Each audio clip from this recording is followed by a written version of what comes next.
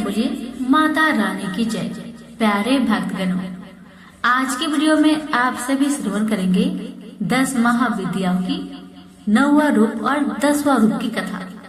तो पहले श्रवण करेंगे 10 महाविद्याओं की 9वां रूप माँ मातंगी की पावन कथा। मातंग शिव का नाम है। इनकी शक्ति मातंगी है। मातंगी के ध्यान में बताया गया है कि ये श्याम वर्ण है और चंद्रमा को मस्तक पर धारण किए हुए है। भगवती मातंगी त्रिनेत्र रत्नमयी सिंहासन पर आसीन नील कमल के समान कांति वाली तथा राक्षस समूह रूप आरण्य को भस्म करने में दवा नल के समान है। इन्होंने अपनी 4 भुजाओं में पास अंकुश, खेटक और खटक धारण किए हैं। ये असुरों को मोहित करने वाली एवं भक्ति को अभिष्ट फल देने वाली है। गृहस्थ जीवन को सुखी बनाने, पुरुषार्थ सिद्धि और वागी विलास में पारंगत होने के लिए मातंगी साधना श्रेष्ठकर है। महाविद्याओं में ये 9वें स्थान पर परिगणित है। नारद पांचरात्र के 12वें अध्याय में शिव को चंडाल तथा शिवा को उच्चिष्ट चंडालनी कहा गया है। इनका भी नाम मातंगी है। पूरा काल में मातंग नामक मुनि ने नाना वृक्षों से परिपूर्ण कदम वन में सभी जीवों को बस में करने के लिए भगवती त्रिपुरा की प्रसन्नता हेतु कठोर तपस्या की थी। उस समय त्रिपुरा के नेत्र से उत्पन्न तेज ने एक श्यामल नारी विग्रह का रूप धारण कर लिया। इन्हें राज मातंगिनी कहा गया। पश्चिमा मार्या के देवी है। राज मातंगी सुमुखी, वत्स्य मातंगी तथा कर्ण मातंगी इनके नामांतर है। मातंगी के भैरव का नाम मातंग है। ब्रह्म यामल इन्हें मतंग मुनि की कन्या बताते हैं। 10 महाविद्याओं में मातंगी की उपासना विशेष रूप से वाक् सिद्धि के लिए की जाती है। पूरे सरिया वर्ण में कहा गया है,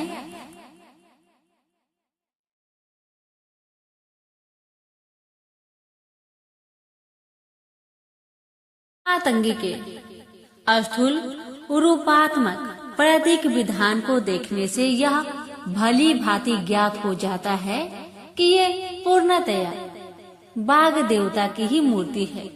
मातंगी श्याम वर्ण परावक बिंदु है। उनका त्रिनयन सूर्य सोमर अग्नि है। उनकी 4 भुजाएं 4 वेद है। पास अविद्या है। अंकुश विद्या है। कर्म राशि दंड है। शब्द स्पर्श आदि गुण कृपान है, अर्थात पंचभूतात्म सृष्टि के प्रतीक है। कदम वन ब्रह्मांड का प्रतीक है। राजोपनिषद में ब्रह्मलोक को कदम्ब गोलाकार कहा गया है। भगवती मातंगी का सिंहासन शिवात्मक महामत्स्य या त्रिकोण है। उनकी मूर्ति सूक्ष्म रूप में यंत्र तथा परम रूप में भावनाम मात्र है।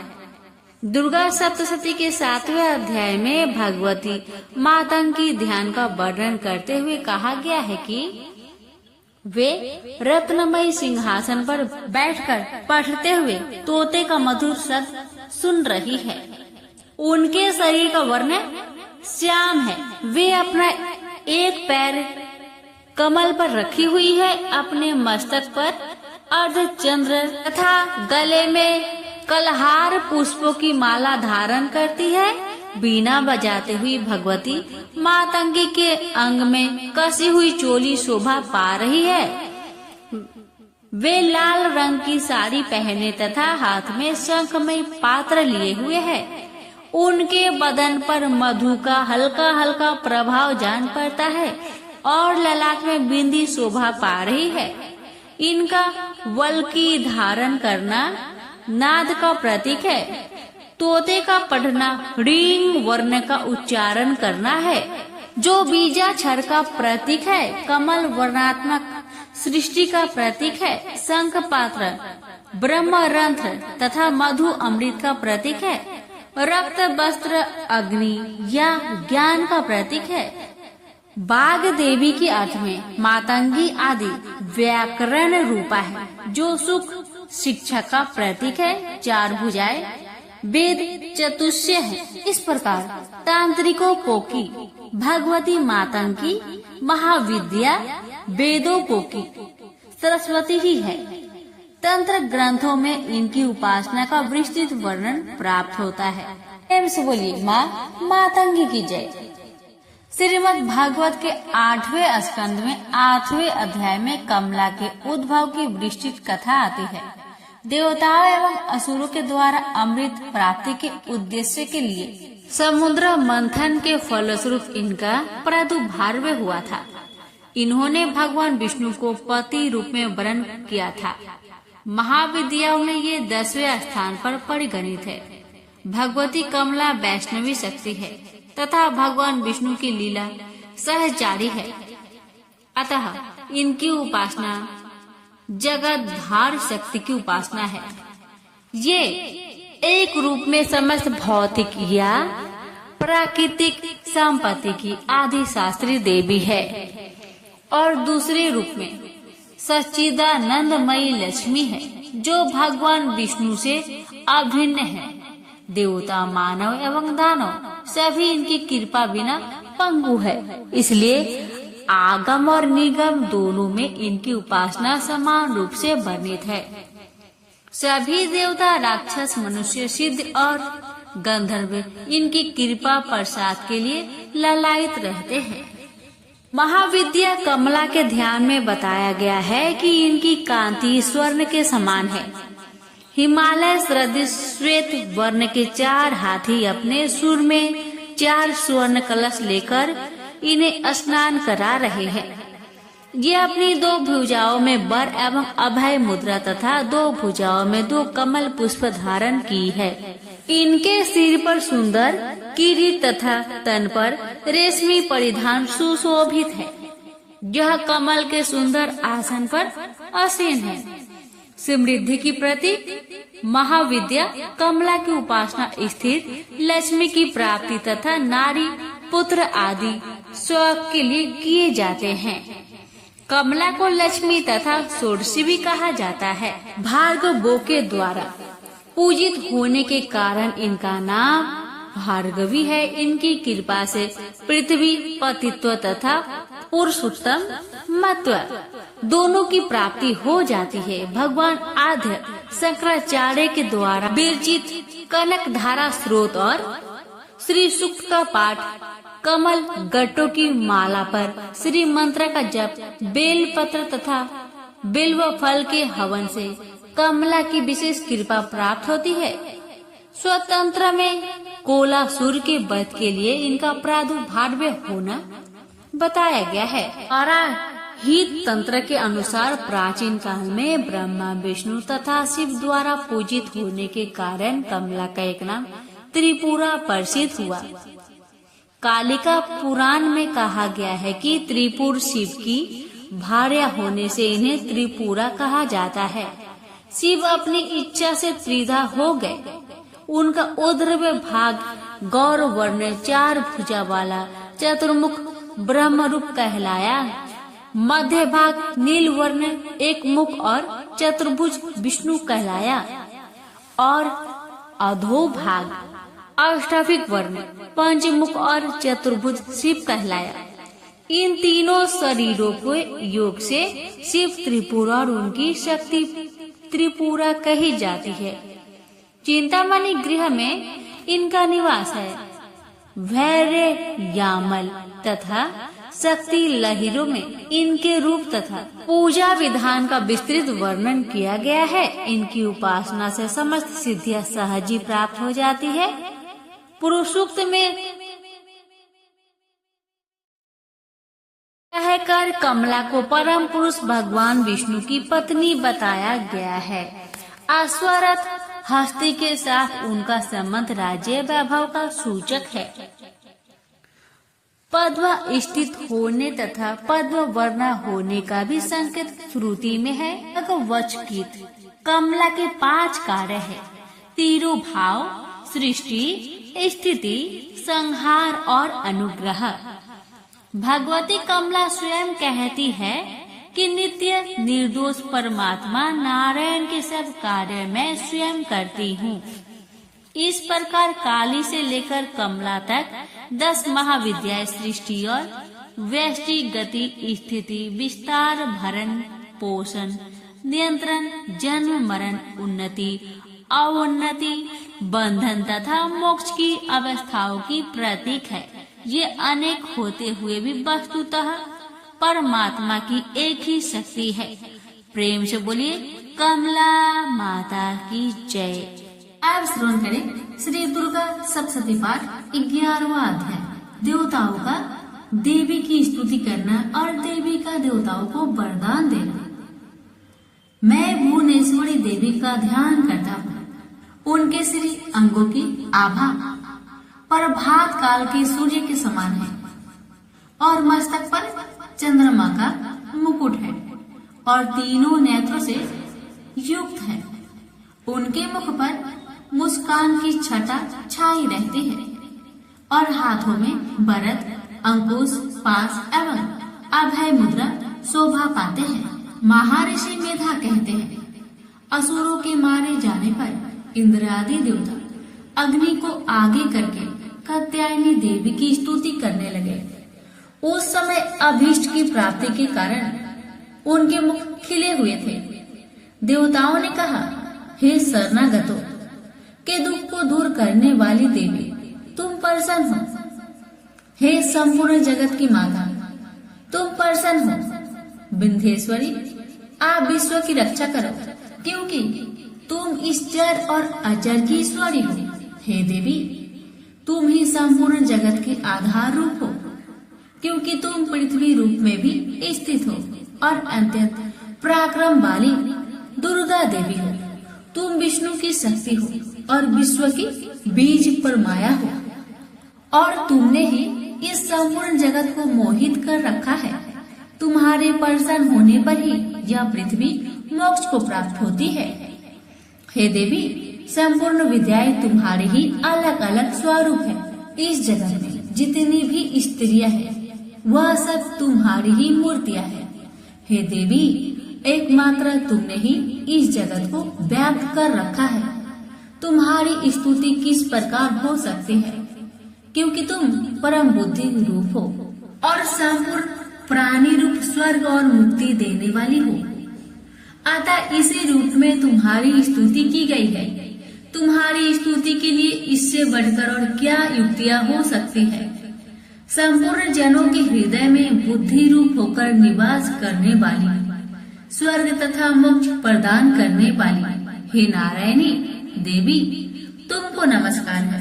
कला, काष्ठा आदि रूप से अवस्थाओं को परिवर्तित की और ले जाने वाली तथा प्राणियों का अंत करने वाली नारायणी, तुमको नमस्कार है। हे नारायणी, संपूर्ण मंगलों के मंगल रूप वाली हे शिवी, हे संपूर्ण प्रयोजनों को सिद्ध करने वाली हे शरणगत वत्सला, 3 नेत्रों वाली गौरी, तुमको नमस्कार है। सृष्टि, स्थिति तथा संहारों की शक्ति भूता सनातनी देवी, गुणों का धार तथा सर्व सुखमयी नारायणी, तुमको नमस्कार है।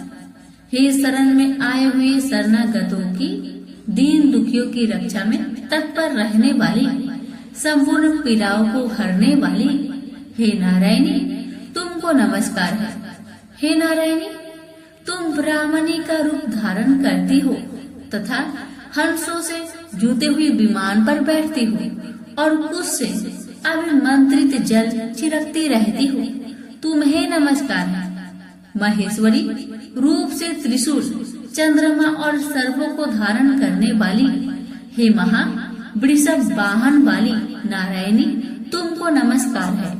मोर तथा मुकुटों से घिरी रहने वाली महाशक्ति को धारण करने वाली है। कौमारी रूप धारिणी निष्पाप नारायणी, तुम्हें नमस्कार है। हे शंख चक्र गदा फण श्रांग धनुष रूप आयुधों को धारण करने वाली वैष्णवी शक्ति रूपा नारायण, तुम हम पर प्रसन्न हो, तुम्हें नमस्कार है। हे धातु पर पृथ्वी धारण करने वाली वरा रूपिणी कल्याणमयी नारायणी, तुम्हें नमस्कार है। हे उग्र नरसिंह रूप से दैत्य को मारने वाली त्रिभुवन की रक्षा में संलग्न रहने वाली नारायणी, तुम्हें नमस्कार है।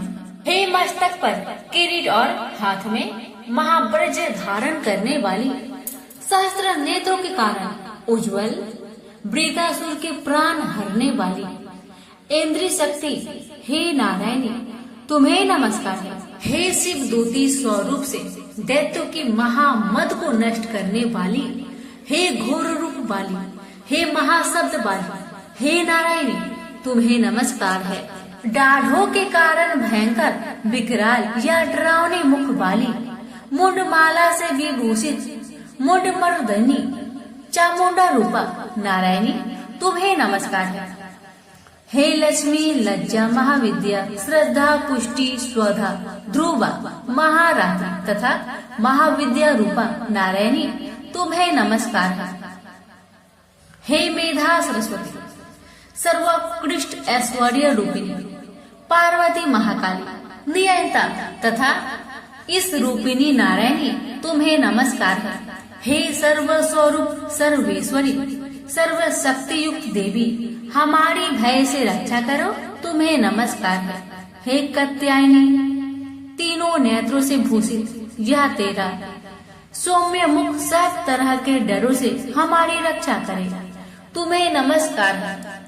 हे भद्रकाली ज्वालाओं के समान भयंकर अति उग्र एवं संपूर्ण असुरों को नष्ट करने वाला तुम्हारा त्रिशूल हमें भयों से बचाए, तुमको नमस्कार है। हे देवी, जो अपने शब्द से इस जगत को पूरित करके दैत्यों के तेज को नष्ट करता है, वह आपका घंटा इस प्रकार हमारी रक्षा करे जैसे कि माता अपने पुत्रों की रक्षा करती है। हे चंडिके, असुरों के रक्त और चर्बी से चर्चित जो आपकी तलवार है, वह हमारा मंगल करे, हम आपको नमस्कार करते हैं। हे देवी, प्रसन्न हो, क्योंकि तुम जब प्रसन्न होती हो तो संपूर्ण रोगों को नष्ट कर देती हो, और जब रुष्ट हो जाती हो तो संपूर्ण वांछित कामनाओं को नष्ट कर देती हो।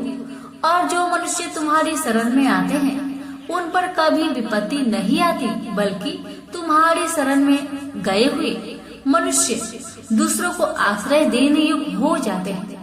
अनेक रूपों से बहुत प्रकार की मूर्तियों को धारण कर इन धर्मद्रोही असुरों का तुमने संहार किया है, वह तुम्हारा सिवा कौन कर सकता था। चतुर्दश विद्याएं, षष्ठ शास्त्र और चारों वेद तुम्हारे ही प्रकाश से प्रकाशित है, उनमें तुम्हारा ही वर्ण है। और जहाँ राक्षस विषैले सर्प शत्रुघ्न है, वहाँ और समुद्र के बीच में भी तुम साथ रहकर इस विश्व की रक्षा करती हो। हे विश्वसरी देवी, तुम विश्व का पालन करने वाली विश्व रूपा हो, इसलिए संपूर्ण जगत को धारण करती हो। इसलिए ब्रह्मा विष्णु महेश की भी वंदनीय हो।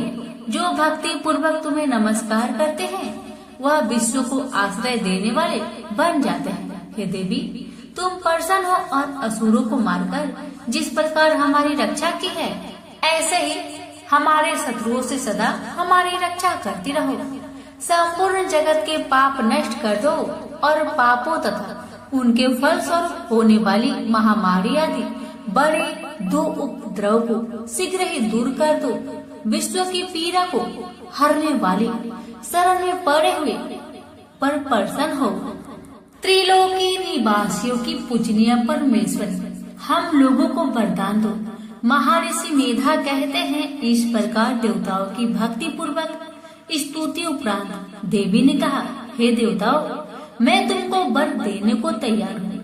आपकी जैसी इच्छा हो वैसा वर मांग लो, मैं तुमको वर दूंगी। देवताओं ने कहा, हे सर्वश्री त्रिलोकी के निवासियों की समस्त पीड़ाओं को तुम इसी प्रकार हरती रहो और हमारे शत्रुओं को इसी प्रकार नष्ट करती रहो। देवी ने कहा, वस्तुतः मनवंतर के 28वें युग में 2 और महासुर शुभ और निशुभ उत्पन्न होंगे। उस समय में नंद गोप के घर में यशोदा के गर्भ से उत्पन्न होकर विंध्याचल पर्वत पर शुभ और निशुभ का संहार करूंगी और फिर अत्यंत भयंकर रूप से पृथ्वी पर अवतीर्ण होकर मैं अपरिचित नामक दानवों का नाश करूंगी। उन भयंकर महाअसुरों को भक्षण करते समय मेरे दांत अनार पुष्प के समान लाल होंगे। इसके पश्चात स्वर्ग में देवता और पृथ्वी पर मनुष्य मेरी स्तुति करते हुए मुझे रक्त दंतिका कहेंगे। फिर जब 100 वर्ष तक वर्षा न होगी तो मैं ऋषियों की स्तुति करने पर अयोनिज नाम से प्रकट होंगी और अपने 100 नेत्रों से ऋषियों की ओर देखूंगी। अतः मनुष्य सप्ताक्षी नाम से मेरा कीर्तन करेंगे। उसी समय मैं अपने शरीर से उत्पन्न हुए प्राणों की रक्षा करने वाले सपों द्वारा सब प्राणियों का पालन करूंगी और तब इस पृथ्वी पर शाकंभरी के नाम से विख्यात होगी और इसी अवतार में मैं दुर्गा नामक महाअसुर का वध करूंगी और इससे मैं दुर्गा देवी के नाम से प्रसिद्ध होंगी। इसके पश्चात जब वे भयानक रूप धारण करके हिमालय निवासी ऋषियों महाऋषियों की रक्षा करूंगी, तब भीमा देवी के नाम से मेरी ख्याति होगी। और जब फिर अरुण नामक असुर तीनों लोगों को पीड़ित करेगा, तब मैं असंख्य भ्रमरों का रूप धारण कर उस महादैत्य का वध करूंगी। तब स्वर्ग में देवता और मृत्यु लोक में मनुष्य मेरी स्तुति करते हुए मुझे ब्राह्मणी नाम से पुकारेंगे। इस प्रकार जब जब पृथ्वी राक्षसों से पीड़ित होगी, तब तब मैं अवतरित होकर शत्रुओं का नाश करूंगी। से बोलिए दुर्गा माता की जय। प्राचीन समय की बात है कि सत्यवती नंदन व्यास जी सरस्वती नदी के तट पर विराजमान थे। उनके आश्रम में गौरैया पंछी का एक जोड़ा था। उन्हें देखकर वह आश्चर्य में पड़ गए। उन्होंने देखा कि पंछी अपने घोंसले में थे। उनका एक सुंदर बच्चा भी अभी अभी अंडे से बाहर निकला था। उस बच्चे के सभी अंग बड़े सुंदर तथा पंख और रोह से सहित थे। दोनों पंछी उस बच्चे को आहार पहुंचाने के लिए असीम प्रयत्न कर रहे थे। बार बार दाना लाकर उन्हें बच्चे के मुख में डालना और उनका प्रधान कर्तव्य बन गया था। वे आनंद सहित विह्वल होकर उस बच्चे के अंगों को अपने अंगों से रगड़ते और प्रेम पूर्वक मुख चूमा करते थे। उन गौरैया का अपना बच्चे के प्रति ऐसा अद्भुत प्रेम देखकर व्यास जी ने अपने मन में विचार किया कि जब पंछी अपने बच्चे के प्रति इतना स्नेह कर रहे हैं, तब मनुष्य का अपने संतानों में प्रेम हो तो इसमें कौन सी विचित्र बात है, क्योंकि उन्हें तो पुत्र से सेवा पाने की अभिलाषा बनी रहती है। व्यास जी इस प्रकार के विविध विचारों में उलझकर उदास हो गए। मन ही मन बहुत कुछ सोच समझकर बात निश्चित कर ली और वे मंदराचल के निकट चले गए। उन्होंने विचार किया कि मेरी मनोरथ पूर्ण कराने एवं वर देने में निपुण कौन देवता है जिसकी मैं उपासना करूं। भगवान विष्णु, शंकर, इंद्र, ब्रह्मा, सूर्य, गणेश, स्वामी कार्तिकेय, अग्नि अथवा वरुण, मुझे किसकी उपासना करनी चाहिए। इस प्रकार व्यास जी सोच रहे थे कि इतने में नारद जी वहाँ पधारे। नारद मुनि को देखकर व्यास जी को अपार हर्ष हुआ। उन्होंने नारद जी को प्रणाम कर कुशल समाचार पूछा। फिर नारद जी ने व्यास जी से पूछा कि आप इतने चिंतित क्यों हैं? अपनी चिंता का कारण बताइए। व्यास जी ने कहा, नारद जी, सुना गया है कि पुत्रहीन की गति नहीं होती और मानसिक सुख भी उसे सुलभ नहीं हो सकता। इसलिए मैं बहुत दुखी हूँ और यही चिंता मुझे बार बार बेचैन कर डालती है। अब मैं मनोरथ पूर्ण करने वाली किस देवता का उपासना करूँ? इस विचारधारा में गोते खा रहा हूँ। इस परिस्थिति में अब आप ही मेरे आश्रय हैं। शीघ्र बताने की कृपा कीजिए कि मैं किस देवता का शरण में जाऊं जो मुझे पुत्र दे सके। इस प्रकार व्यास जी के पूछने पर नारद जी ने कहा, व्यास जी, तुम इस विषय में जो कुछ पूछ रहे हो, ठीक यही प्रश्न मेरे पिताजी ने भगवान श्री हरि से किया था। देवादिदेव भगवान जगत के स्वामी हैं। लक्ष्मी जी उनकी सेवा में उपस्थित रहती है। वे शंख चक्र और गदा लिए रहते हैं। पीताम्बर धारण करते हैं। 4 भुजाएं हैं। वे चराचर जगत के आश्रय दाता है।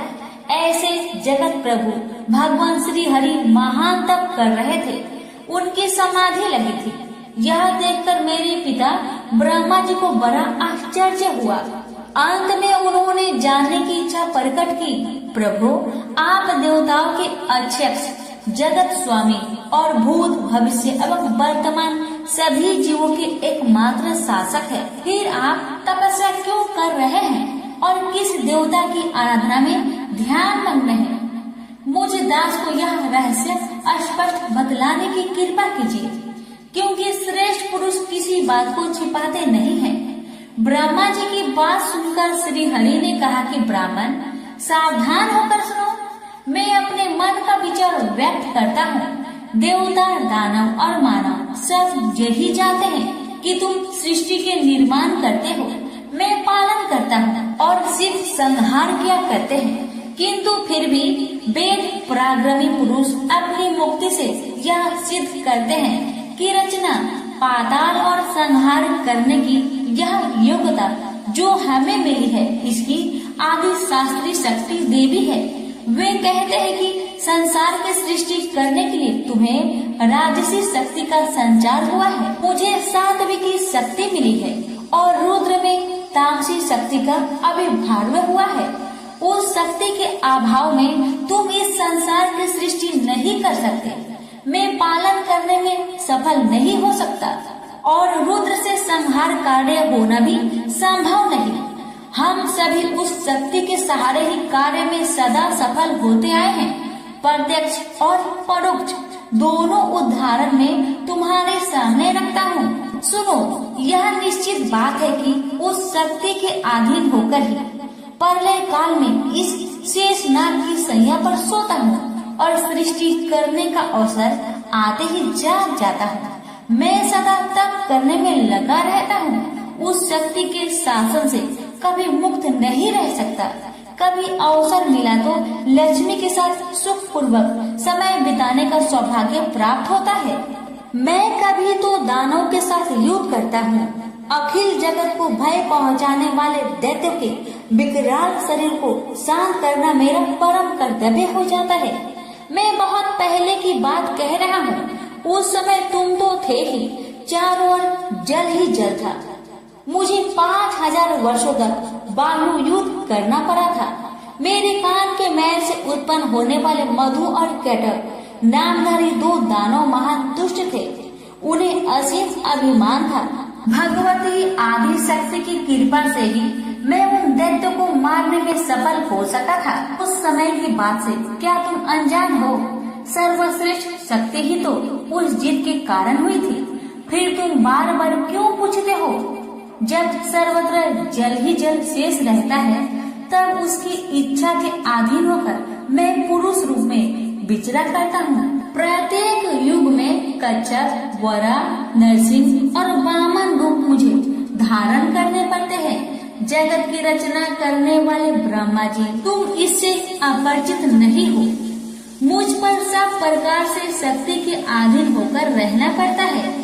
उन्हीं भगवती दुर्गा का मैं निरंतर ध्यान किया करता हूँ। मेरी जानकारी में इन भगवती शक्ति से बढ़कर दूसरे कोई देवता नहीं है। नारद जी ने कहा, इस गुप्त रहस्य के वक्ता भगवान विष्णु है और श्रोता ब्रह्मा जी रहे। मुनिवर फिर तो पितामह ने वे सभी बातें अक्षरशः मुझे कह सुनाई। अतएव तुम भी यदि अपना पुरुषार्थ सिद्ध करना चाहते हो तो उन्हीं भगवती के चरण कमल को अपने हृदय में धारण करो। तुम्हारी जो भी अभिलाषाएं हैं वे सभी भगवती दुर्गा अवश्य पूरी कर देगी। इस प्रकार नारद जी के कहने पर सत्यवती नंदन व्यास जी भगवती के चरण कमलों को अपने हृदय में स्थापित करके तपस्या करने के लिए पर्वत पर चले गए और भगवती माता दुर्गा की कृपा से उनकी सभी अभिलाषाएं पूर्ण हुई। प्रेम से बोलिए दुर्गा मैया की जय। प्यारे भक्तगणों, अब आप श्रवण करेंगे तारा रानी की कथा। माँ भगवती को मानने वाले में से एक राजा अस्पर्श भी थे। वो दिन रात उनकी पूजा अर्चना में लीन रहते थे। राजा को किसी चीज की कमी न थी, बस उन्हें बच्चे की ख्वाहिश थी। सालों से बच्चा न होने के कारण राजा कुछ निराश रहा करते थे। एक दिन राजा की भक्ति से खुश होकर माँ भगवती ने सपने में आकर उसे 2 बेटी होने का वरदान दिया। आशीर्वाद मिलने के कुछ समय बाद राजा के घर एक बेटी पैदा हुई। बेटी पैदा होने की खुशी में राजा ने सबको दावत दी और बेटी की कुंडली बनवाने के लिए पंडितों को बुलवाया। सबने राजा से एक ही बात कही कि यह साक्षात देवी का रूप है। जहाँ भी इसके कदम पड़ेंगे वहाँ खुशियाँ ही खुशियाँ होगी। यह भगवती देवी की भक्तन होगी। इतना सब कहकर पंडितों ने लड़की का नाम तारा रख दिया। कुछ समय के बाद मंगलवार के दिन राजा के घर एक और बेटी पैदा हुई। ज्योतिषों ने उसकी भी कुंडली बनवाई और उदास हो गए। राजा ने जब उनसे उदासी का कारण पूछा तो ज्योतिषों ने बताया कि ये लड़की आपके जीवन में खूब सारा दुख लेकर आएगी। राजा ने ज्योतिषों से पूछा कि आखिर मैंने ऐसा कौन सा खराब कर्म किए थे कि इसने मेरे घर में जन्म लिया है। ज्योतिषों ने बताया कि आपकी दोनों बेटियां राजा इंद्र की अप्सराएं हुआ करती थी। इनमें से बड़ी बहन का नाम तारा और छोटी का रुकमन था। एक दिन ये दोनों मिलकर धरती की सैर करने के लिए गई। दोनों ने ही वहाँ पहुंचकर एकादशी के दिन का व्रत रखा। तारा ने अपनी छोटी बहन से कहा कि आज एकादशी का व्रत है, इसलिए बाजार जाकर कुछ ताजे फल ले आओ, लेकिन वहाँ कुछ खाना मत। रुकमन बाजार फल लेने के लिए चली गई। वहाँ उसे मछली के पकौड़े दिखे। उसने झट से उन्हें खा लिया और अपनी दीदी के लिए कुछ फल ले लिए। रुकमन से तारा ने पूछा कि तुम अपने लिए फल क्यों नहीं लाई। उसने जवाब दिया कि वो मछली के पकौड़े खाकर आई है। तारा ने गुस्से में कहा कि तुम पापिन हो, एकादशी के दिन तुमने मछली खा ली। ऐसे खराब कर्म के लिए मैं तुम्हें छिपकली बनने का श्राप देती हूँ। अब उसी जंगल में तारा की बहन छिपकली बनकर रहने लगी। वहाँ एक जाने माने ऋषि गुरु गोरख भी अपने कुछ शिष्यों के साथ रहते थे। उनके शिष्यों में से एक बहुत ही घमंडी था। अपने घमंड के चलते वो शिष्य कमंडल में पानी भरकर एकांत में बैठकर तपस्या करने लगा। तभी एक प्यासी गाय वहाँ आ गई। उसने सीधे अपना मुख उस कमंडल में डाला और पानी पी लिया। पानी पीने के बाद जैसे ही गाय अपना मुख बाहर को निकालने लगी तो कमंडल नीचे गिर गया और ऋषि का ध्यान भंग हो गया। ऋषि ने देखा कि गाय पानी पी गई है। अब गुस्से में ऋषि ने गाय को एक चिमटे से बुरी तरह घायल कर दिया। इस बात की जानकारी जब गुरु गोरख को पड़ी तो वे तुरंत गाय को देखने के लिए गए। जैसे ही उन्होंने गाय की हालत देखी, वैसे ही अपने उस घमंडी शिष्य को आश्रम से बाहर निकाल दिया। कुछ दिनों के बाद गौ माता पर किए गए उस अत्याचार से होने वाले पाप को कम करने के लिए उन्होंने एक यज्ञ करवाया। इस यज्ञ के बारे में गाय को चिमटे से मारने वाले घमंडी शिष्य को भी पता चला। वे सीधे पक्षी का रूप धारण करके यज्ञ स्थल पर गया और भोजन में अपनी चोट से मरा हुआ सांप डाल दिया।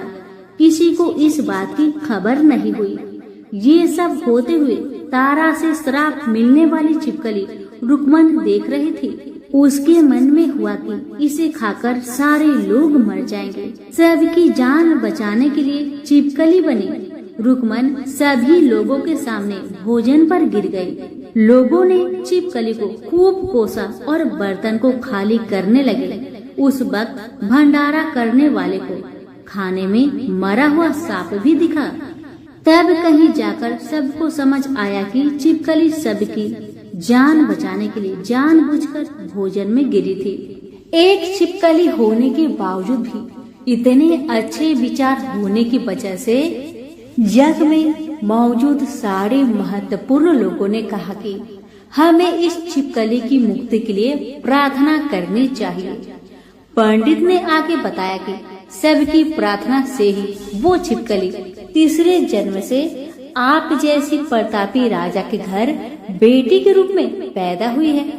वही तारा ने दूसरे जन्म में तारामती के रूप में लिया और अयोध्या के राजा हरिश्चंद्र से शादी की। राजा से ज्योतिषों ने जैसा बताया ठीक वैसा ही किया। नदी में सोना चांदी जरा हुआ संदूक देखकर काशी के पास से एक भंगी ने उसे बाहर निकाल लिया। उसके कोई बच्चे नहीं थे, इसलिए उसने संदूक के अंदर की लड़की को पालने का फैसला लिया। उसे भंगी व उसकी पत्नी ने खूब प्यार से पाला और रुक्को नाम रख दिया। बड़ी होते ही दोनों ने रुक्को की शादी करवा दी। रुक्को की सासू माँ तारामती और राजा हरिश्चंद्र के महल में साफ सफाई करने का काम किया करते थे। कुछ दिनों के बाद रुक्को की सासू माँ बीमार हो गई। उनकी जगह रुक्को वहाँ काम करने लगी। तारामती ने उसे देखा और पुराने जन्म के पुण्य के कारण पहचान लिया और उसे कहा कि तुम मेरे साथ बैठ जाओ। रुक्को ने बोला कि मैं तो भंगिन हूँ, इसलिए आपके पास नहीं बैठ सकती। तब तारामती ने उसे बताया कि तुम पूर्व जन्म में मेरी ही बहन थी। तुमने एकादशी के व्रत के दिन मछली खा ली थी और मैंने तुम्हें दंड देते हुए छिपकली बना दिया। अब तुम्हें दोबारा मनुष्य जन्म मिला है, तो इस जन्म में माँ वैष्णो की पूजा करके पुण्य कमा लो। माँ की पूजा से तुम्हारी सारी इच्छाएं भी पूरी होगी।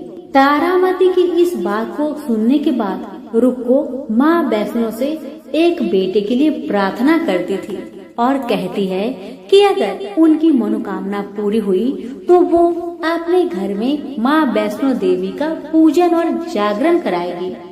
माँ वैष्णो देवी उसकी प्रार्थना सुन लेती है और उसे बेटा होता है।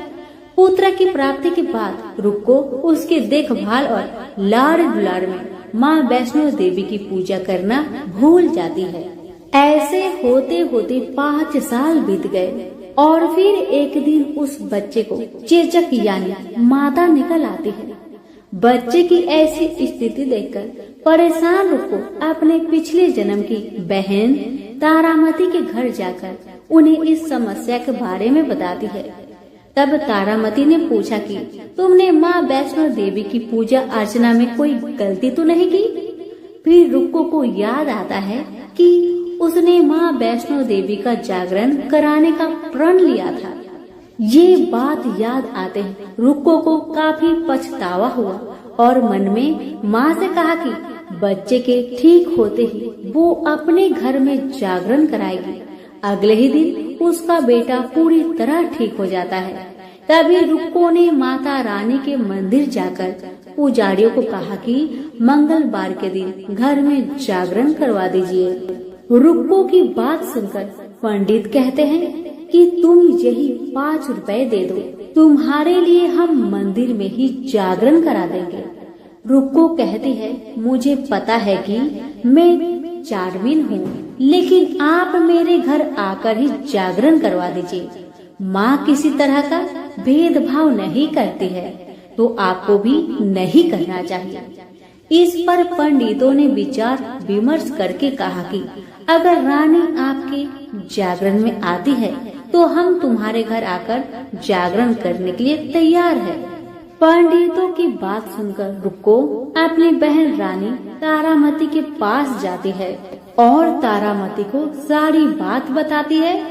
रुक्को की बातें सुनकर तारामती जागरण में जाने के लिए तैयार हो जाती है।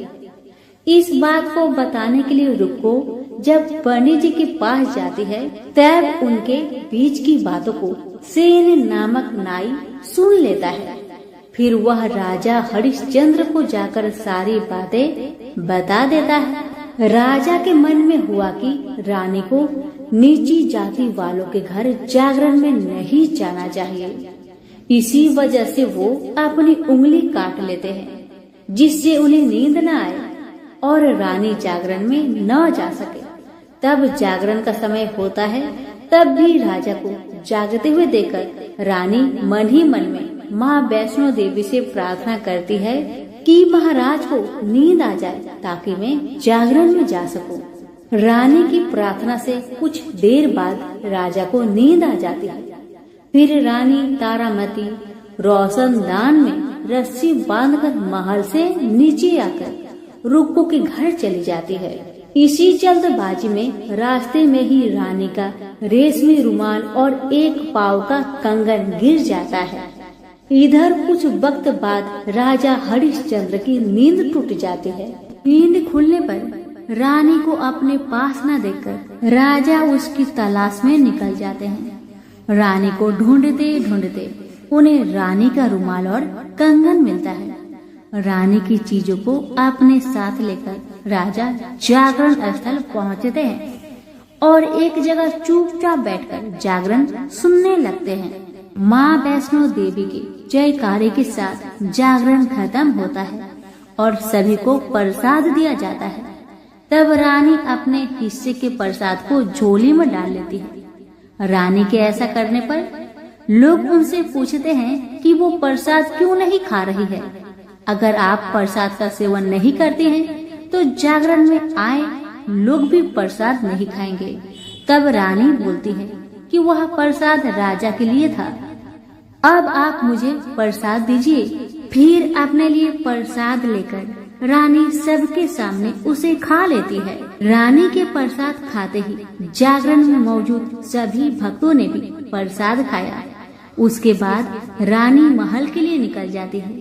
तभी रास्ते में ही राजा उन्हें रोककर पूछते हैं कि तुमने नीच जाति के घर प्रसाद खाकर खुद को अपवित्र कर लिया है। तुमने मेरे लिए भी प्रसाद रखा है, अब तुम उससे मुझे भी अपवित्र करना चाहती हो। अब मैं तुम्हें अपने महल में नहीं लेकर जा सकता। यह बोलते हुए जब राजा रानी की झोली को देखता है तब उन्हें प्रसाद की जगह गुलाब, चंपा जैसे अनेक फूल और कच्चा चावल व सुपारियां नजर दिखती है। इस चमत्कार को देखकर राजा हैरान हो जाते हैं। फिर राजा चुपचाप रानी को अपने साथ लेकर महल पहुंचते हैं। वह रानी बिना माचिस के ही माता रानी के सामने दीपक जलाकर राजा हरिश्चंद्र को और हैरान कर देती है। फिर रानी बोलती है कि माता के दर्शन करने के लिए बहुत बड़ा त्याग करना पड़ता है। इसके लिए आपको अपने बेटे रोहितास की बलि देनी होगी, तभी माँ दुर्गा आपको साक्षात दर्शन देगी। यह सुनकर राजा के मन में माँ के दर्शन की इच्छा होने लगी, जिसके लिए राजा अपने पुत्र की बलि दे देते हैं। बलि देने के बाद माँ दुर्गा शेर पर सवार होकर प्रकट हो जाती है। उन्हें देखकर राजा हरिश्चंद्र काफी खुश हो गए और माँ दुर्गा ने तुरंत राजा के बेटे को दोबारा जिंदा कर दिया। इस चमत्कार को देखकर राजा हरिश्चंद्र खुश हो गए। तभी राजा ने माँ की पूरी विधि से पूजा करके उनसे गलतियों की माफी मांगी। माँ दुर्गा ने भी राजा को खुश रहने का आशीर्वाद दिया और अंतर ध्यान हो गई। तब राजा ने तारा रानी से कहा कि मैं बहुत खुश हूँ कि मुझे पत्नी के रूप में आप मिली हैं। फिर राजा हरिश्चंद्र, तारा रानी और रुक्मन तीनों अपनी मनुष्य योनि से छुटकारा पाकर देवलोक में चले जाते हैं। प्रेम से बोलिए जगदम्बा मैया की जय हो।